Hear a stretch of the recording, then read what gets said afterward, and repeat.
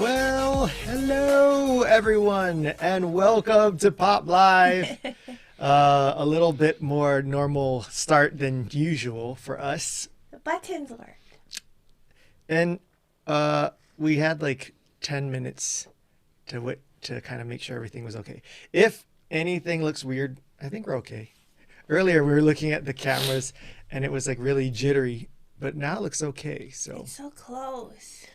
I also forgot to change out the lens, so you're seeing us up close and personal. So sorry about that. But today we're super excited because we have an actual topic that is pretty relevant right now because we're actually on the platform. If those of you who are joining us on YouTube, we're going to be talking about how to start your own YouTube channel.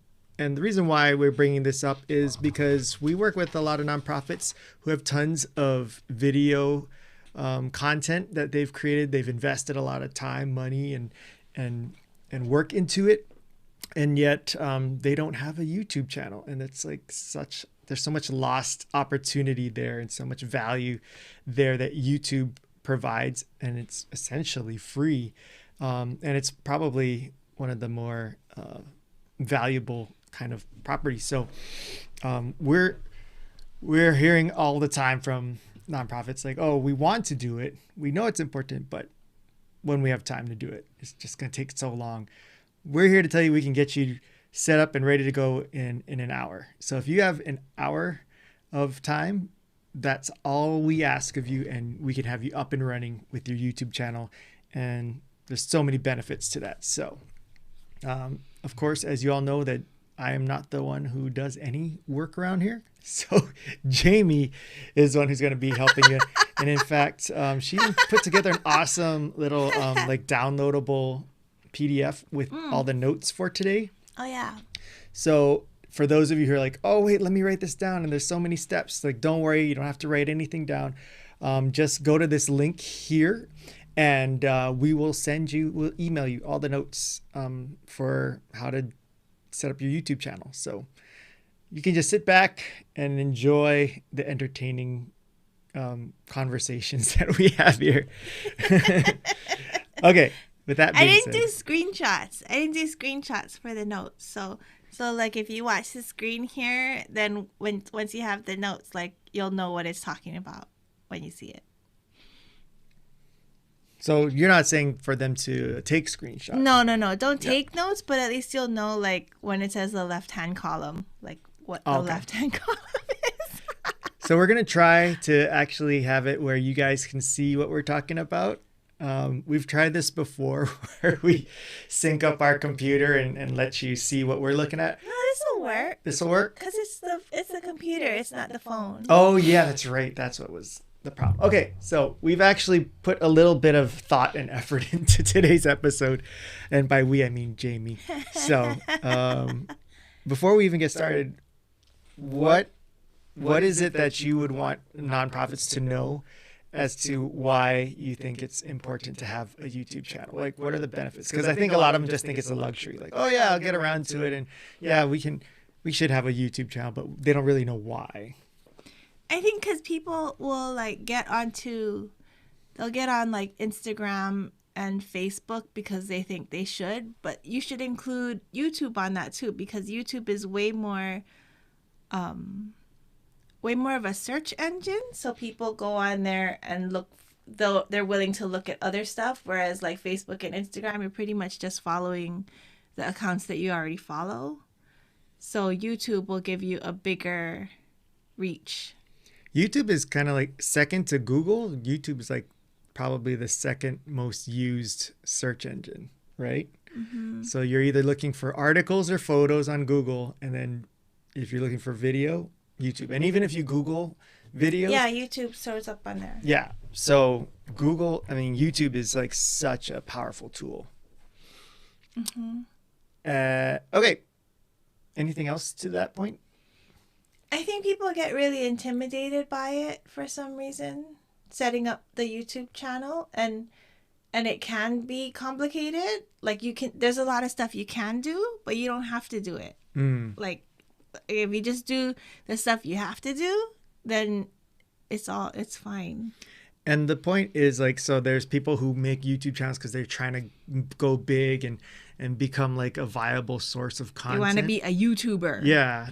And for most nonprofits, you don't need to do that. You're just trying to be, have a platform to have people learn about you, kind of make it easier for people to find you and learn more about your organization. Yeah. And for that, you don't, what we're going to tell you here today is exactly all you need to do. You should tell them about our Okinawan video. Oh, well, what's the purpose of me telling that? Just how the search worked. Okay. Just that it's effective and you can get reach. Yeah. So, and that's a good point, actually. Like, okay, so we'll go as far left there in the sense of like, as far as when we're talking about reach.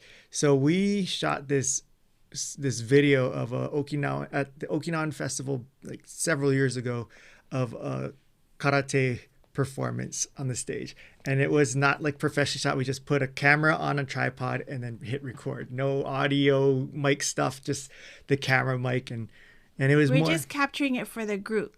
yeah Because my old boss was in the group.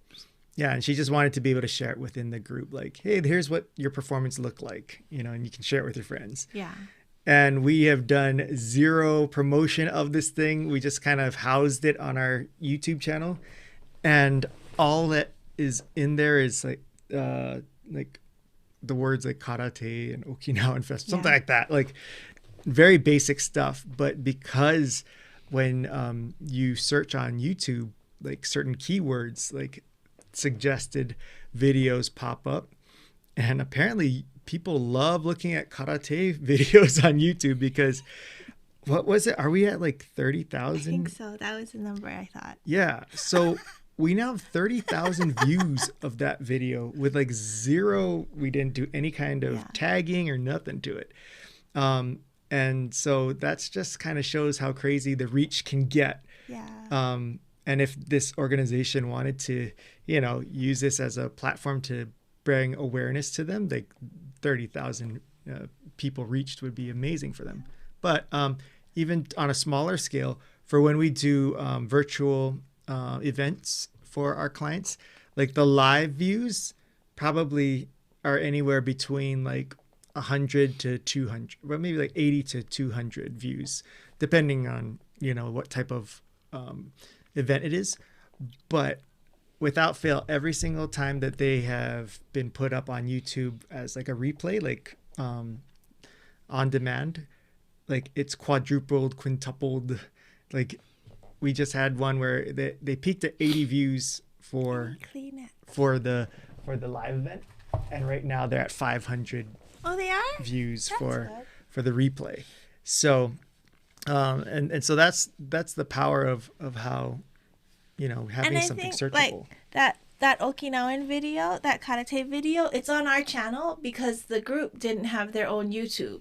So if they had their own YouTube channel, then we would have put this video on their channel, and then they would have gotten all those views, and then all those people would maybe see other performances that they did or other like link to their website and stuff. Yeah, and on their channel they can have that information about the organization and links to the website and all that stuff.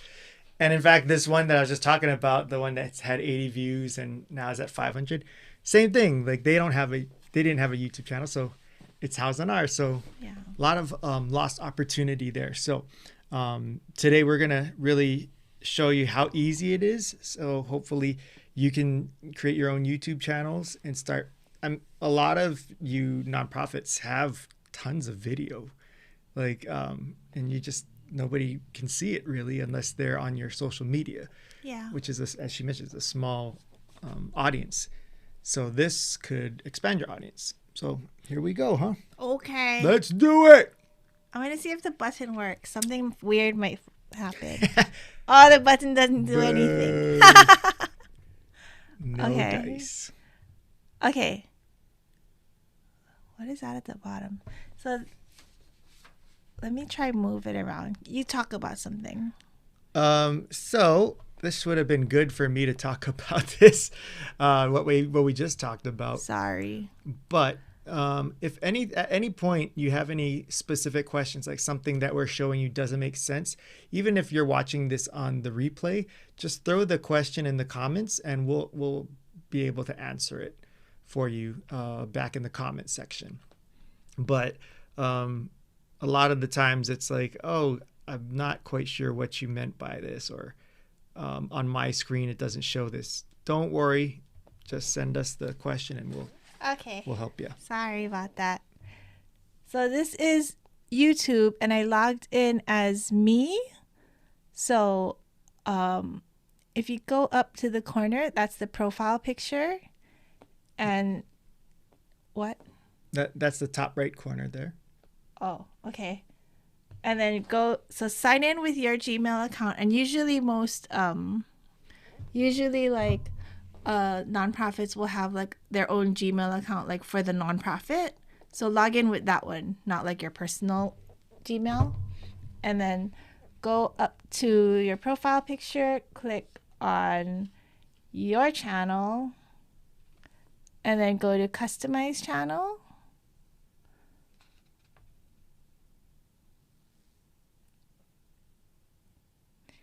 Okay, so here it's hard to talk. Oh, here, I'm going to move the mic. This is difficult.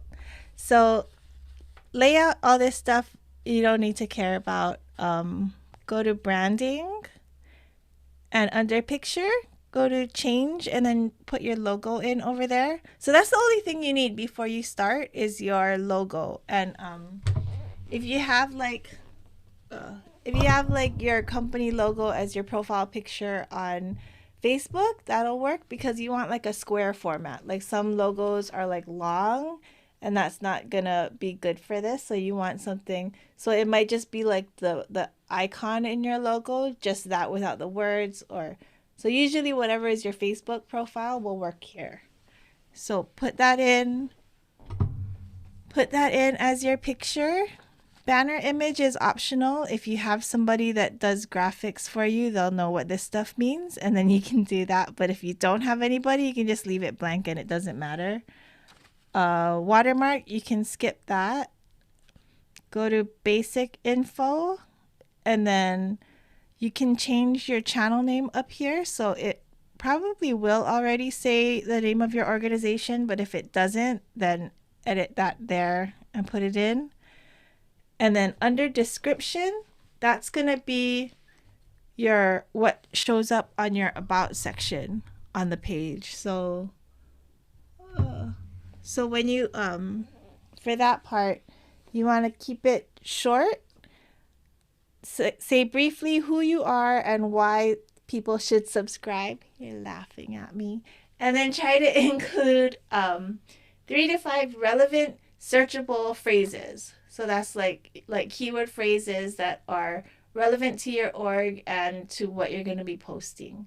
So like if you're an organization that deals with like preserving sea turtles, you want to write like sea turtles. And you can make it longer. Like I don't know anything about sea turtles. Okay, how about dogs? Dog rescue?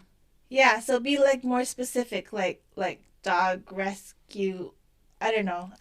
Foster care, dog foster yeah, care. Yeah. Oh, yeah, I got you. Okay. Got your back. So just make it longer. Don't just say like dogs, and then integrate it into a sentence, like an actual sentence. Like, we are a nonprofit organization whose mission is blah, blah, and blah. And those blahs are keywords that are relevant for you. Okay. This is so hard.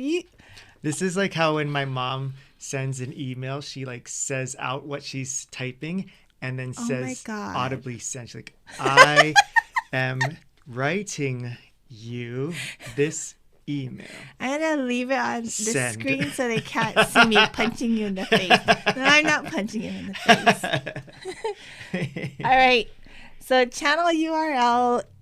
You'll be able to make a custom URL after you get 100 subscribers. So, but you don't need to worry about it. It doesn't.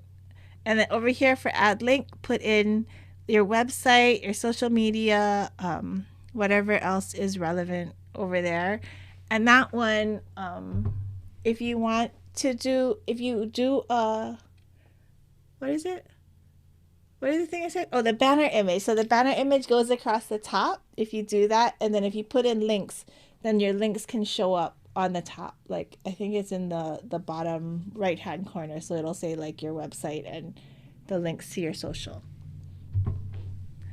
Oh, yeah. And then put in contact info. That's going to be visible to people. So put in your public email address that you don't care. So don't put in like your specific email address. Use the one like your info at or whatever. And then after you make changes over here, then this button up here will be active, and then you can say publish. And then go to the left-hand column here and go to settings, channel, and advanced settings, manage your YouTube account. Where'd it go? Here, manage YouTube account. So playback and performance. Select over here if you want to show captions for so it'll automatically make captions for whatever you're saying during your videos. That's optional, but it's good for I can't think of the word, but it's good to have captions. Go to privacy and select. I think it's good to just keep this stuff private, your saved playlists and your subscriptions, just in case somebody accidentally subscribes to something that should have been on their personal account. Yeah, there's no benefit to letting people see what your subscriber playlist is. So. And then advanced settings. I'm trying to read my notes, sorry. So, this is where you can make it a brand account if you want to. Where did that? So move channel to a brand account. So this is like, the brand account is if you want to use a different name on YouTube than your name. But if you're signing in with your organization's Gmail account, that shouldn't matter. But this would be like if I was signing in as on my personal Gmail, and then I wanted to make a YouTube account for like Pop Creative Media. And then that's also, so do I talk about this if they don't care? I don't think you really care. I don't think you need it, as long as you're going to do it with your organization's Gmail account.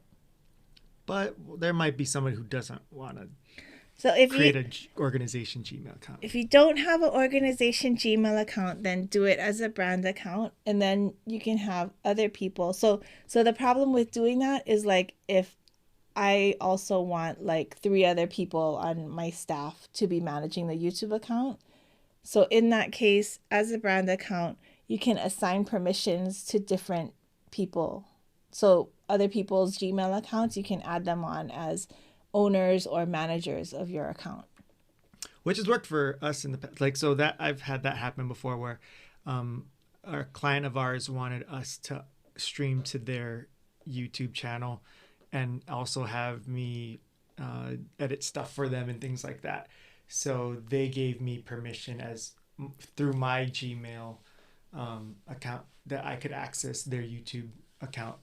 So it worked really well. So it has to be a brand account to do that. Otherwise, you got to give everybody your Gmail and password to get into it. So that might be the reason why you would want to do it this way, because if you know that there's other people that you want to have access to your YouTube channel, to edit and work with it, and you don't want to give them the company Gmail and password, then you do it this way so that they access it through their own accounts. Okay. What is next? I should blah blah. Left column settings. Oh, okay. So go back there to the settings and go to channel, Where did feature eligibility? Oh, here, feature eligibility. Feature eligibility. Features that require phone verification and then verify phone number. So you have to have a phone number that can be associated with this. And that's in order to unlock these different things that you can do with that. So I think it could be it could be like a regular line. It doesn't have to be a cell phone because you can have it ring. And then go back to one last thing. What? Channel settings, channel, basic info. Oh, and then add your keywords here too. So you can have your keywords be in here that you used in your description, and you can also add more. That's it. See? Easy. It's super fast. It's so fast. I think did you make one for somebody? No, right? No, you did make one for a client. I don't remember. Well, anyways, yeah, they were, I believe if this story is accurate and true, that they didn't have one in at the time when we had more time on our hands. Jamie's like, I'll just make one for you. And she just made it in like less than an hour. So it's so fast. But make sure you do the keyword stuff, because the reason why you're on YouTube is that you want to be searchable. So all of that like graphic stuff and making it fancy and pretty, that's secondary. I think your main thing is having your logo in there as your profile picture so you look legit, and then the keywords and your description, and I think that's the main thing. And we've said this in previous episodes, but again, to really harp on the importance of keywords and the effectiveness of it. So on my YouTube channel, we had posted all kinds of random like review videos when we went on a trip many years ago. And so we would do like food reviews, or, we went to a foot massage place and we did a review there. And so one of them, Jamie had put in keywords into it. So if you look at the ones that don't have keywords into it, they have like less than 100 views.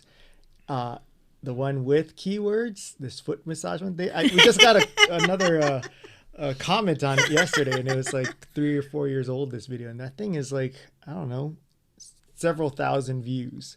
So you go from less than 100 to several thousand. Like, that's the key difference that keywords can make. And thumbnail. I did a thumbnail too. But that's it. The description, so it's not just keywords, but we talked about this in the other video, but it's the title of the video, the description, and then the tags. The tags are the keywords. So as long as you have those 3 things, it'll boost your appearing in searches. Did you explain like how people can find keywords, or just? I don't remember. No, just now. No? How to find it? Like keyword searching? Yeah. No. Oh, you don't. I might have in the other one. Hi, Denise. Oh, thanks, Denise. She says, super excellent as always. Now we know you're not telling the truth, because it's not always excellent, Denise. But if anyone's wondering, like, well, I don't know how to come up with good keywords. Is there such a thing as like a keyword search to help them? There's tools. I think I use Keywords Everywhere. Keywords Everywhere is a Chrome plugin. I don't remember if that one you pay for credits or what. But if you want to do it free, just go to Google. Oh, look, I can do it now because I have my computer connected. So go to Google. Wait, give me an example. Let's do dog rescue, since we just talked about dog rescues. So she's typing in dog rescue. As you're typing it in, you can see the stuff that comes up under it. So there's dog rescue Oahu, Honolulu. So those are all ideas, because that shows you things that people are searching for. And then if you go to the bottom, it shows related searches. So usually those are also other things that people are searching for. So that's a super easy hack. Yeah. And then just clicking on it again in that top search bar, it shows you more. So pet adoption websites, adopt a pet, list of dog rescues. So those are all more ideas. And then I think if I don't want to waste it on this. So if you go, I have my keyword everywhere thing up here, and it's off because it is the one that you purchase credits for it. So if you turn this on, then it'll show. I think I have other things that are not showing up. So adopt a pet, and then it shows you all this stuff. So it shows the trending data for adopt a pet, related keywords, and then you can see how many people search for this stuff. So that shows how popular that keyword is. So you want to go for something that, like they recommend, I think you have one that's like super popular with a lot of searches, but also go for ones that don't get as many searches because you'll have a better chance of showing up in those because they're not as popular. And then look at the long tail keywords for stuff that is also relevant for you. This just shows how highly she thinks of you all, because she said right before she opened that up, I don't want to waste my credits on this, and yet she did. So she used up some credits. It's super cheap. I'm just super cheap. It's like a penny. Oh my gosh. Well, like penny for your thoughts. Penny per thing. That's a pretty sizable amount of pennies there. Yeah.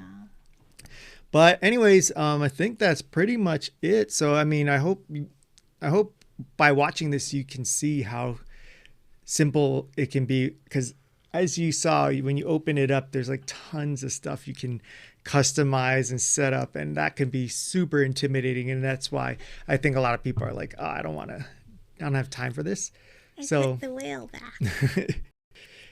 So you can just follow this. And again, if you want the notes for what Jamie's talking about, which is basically, she was just reading her notes to you. So you can go and just go to this link here, popcm.me/YouTube setup. And we'll go ahead and you'll get the notes and you can set it up yourself. That's about it, right? Anything else? Definitely do it. Don't not do it. Please do it. All you got to do is look on your calendar right now and see if there is an hour in any of the days that are upcoming in the next week or two. Maybe one that you were going to use to go do something irrelevant to work, and you were starting to feel guilty about it, like, oh man, I should be working, but I'm going to go, watch a movie. Instead, you can do this and set up your YouTube channel, and then you'll feel good about yourself, and then you'll spread the joys of your mission and your work and your organization with the entire world, not just here, the world. It's really amazing reach. All right, I think that's it, right? Thank you so much to Jamie for putting this all together. I pretty much just sat back and let her do all the heavy lifting, and I laughed at her, and I'm sorry. But she's laughed at me many times, so it evens out. We'll be back again. I think we're on next week at Tuesdays. We try to do this every Tuesday at 12:30 Hawaii Standard Time. Sometimes we cannot because we have a shoot and stuff. Next week's a little busy for us, so we might be doing a shoot next week. Oh, we have a shoot. Okay. So we're probably going to be moving this to a special day and time next week. But we'll continue to, help you guys with, all these things that we have small, slight knowledge about. And we'll continue to try to get some guests as well. Because last week's episode with Ashley Baxter. Yes. What's wrong with you? I didn't have my caffeine yet. Oh. Last week's episode with Ashley Baxter was tremendous. And if you haven't seen it yet, go back I didn't see it yet. Go back to last week's episode, which was episode 32, I think. But Ashley is so smart, and she's like the most prepared person that this live stream has ever seen. And everyone who was commenting was just like so appreciative of all of the info and guidance and knowledge she was giving. And it's like you probably would have had to pay tons and tons of money to get that kind of expertise, and it was all for free. So I highly suggest you go check it out. She had such a good time that she said that she would come back again. So we are going to have her back again. But always wanting to bring on other guests and experts too, because as you know, we are far from experts in anything. So we're just sharing with you our experiences. But yeah, so if you have any specific topics or questions that you want us to go over or find guests for, please let us know. You can either throw it in the comments or you can email us. You can email us at info@popcm.me. Oh, that's wrong. Well, the email is correct, but what Jamie's trying to pull up is wrong. But you can email us. It's not changing. At info@popcm.me. Don't go by what you just saw below. But Facebook for Mental Health America. Which is a great organization. Yeah, go check them out for sure. But if you want to ask or suggest to us questions, don't go to Mental Health America. Yeah, they'll be like, what are you talking about? Just email us at info@popcm.me or throw it in the comment section, whether you're on Facebook or YouTube, and we'll check it out there. All right. That's about it. Thank you so much for joining us. Denise, thanks for your comments. We love you. Miss you. Hope to see you soon. And to the rest of you, have a great rest of your week. We'll see you next time. Bye.